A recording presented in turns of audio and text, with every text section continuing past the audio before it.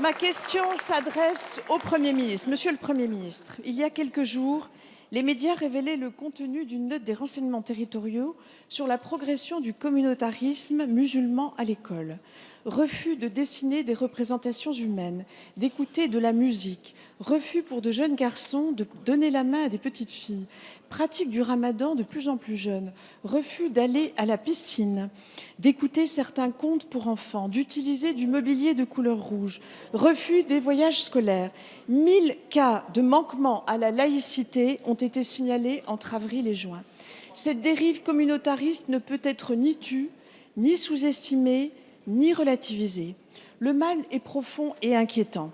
En de multiples endroits de notre pays, l'école est désormais atteinte par le danger du communautarisme aggravé par le radicalisme religieux. Vous avez mis en place une cellule de signalement et d'écoute des professionnels, souvent démunis devant un phénomène nouveau par son ampleur et par la jeunesse d'enfants endoctrinés de plus en plus tôt. Cela ne suffit pas et appelle un sursaut d'ampleur dont le gouvernement doit donner le signal sans trembler. Car c'est à l'école que l'on transmet les savoirs, mais aussi les valeurs et les savoir-être. C'est à l'école que l'on dessine l'avenir de ses enfants, mais aussi celui de notre société. La réponse selon laquelle d'autres religions seraient concernées nous laisse sceptiques compte tenu des faits rapportés. Ils augurent mal d'une réponse adéquate et déterminée. Mal nommer les choses, c'est ajouter au malheur du monde, disait Camus. Monsieur le Premier ministre, que comptez-vous faire pour restaurer dans nos écoles la laïcité menacée par l'islam radical? Merci. La parole est à monsieur Jean-Michel Blanquer, ministre de l'Éducation nationale. Monsieur le Président, Mesdames et Messieurs les députés, Madame la députée Annie Genevard, s'il y a bien un domaine où nous avons accepté et même assumé de bien nommer les choses, c'est celui-là. En agissant, nous l'avons fait sitôt nos responsabilités prises, puisque nous avons créé un Conseil des sages de la laïcité et de l'éducation nationale qui a bien nommé les choses. C'est aujourd'hui un document de 80 pages qui est la référence pour tous les personnels de l'éducation nationale par rapport au fait d'atteinte à la laïcité. Et bien entendu, ce document, je pense, pourrait faire l'unanimité sur les bancs de cette Assemblée. La laïcité est donc bien nommée.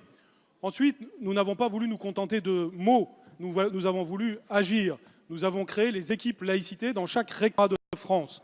Cela signifie que ces équipes sont capables d'intervenir concrètement dans les écoles, les collèges, les lycées, chaque fois que ceci arrive. Cela signifie qu'il y a eu plus de 400 interventions de ce type depuis le mois d'avril, ce qui est considérable sur le plan de l'action et ce qui, à chaque fois, je dis bien à chaque fois, a mis fin aux troubles qui avaient été constatés. Pour la première fois, c'est la première fois depuis une vingtaine d'années que des dérives ont pu commencer à être constatées. C'est la première fois qu'il y a un tel volontarisme de l'action publique pour aller à la racine des problèmes. Ceci s'est accompagné en plus d'un numéro, d'une adresse dédiée que tous les personnels de l'éducation nationale à laquelle ils peuvent s'adresser. Et cette adresse dédiée a permis d'avoir les signalements que vous avez indiqués. Alors oui, Madame la députée, ces problèmes sont bien réels. Et oui, je le confirme, ça peut être le fait notamment d'une religion, nous le savons tous, mais aussi d'autres religions. Je l'ai constaté. Donc il n'y a pas, ça ne sert à rien de dire le contraire de la vérité. Mais bien entendu, nous le savons tous, le fondamentalisme islamiste est derrière la plupart de ces faits. Je n'en disconviens absolument pas. Mais il se trouve qu'il y a quelques autres éléments. Mais c'est la réalité, il faut donc le dire. En tout cas, nous ne nions pas le fait que ce phénomène est derrière le fondamentalisme islamiste. Et nous avons agi dans ce sens et nous continuerons.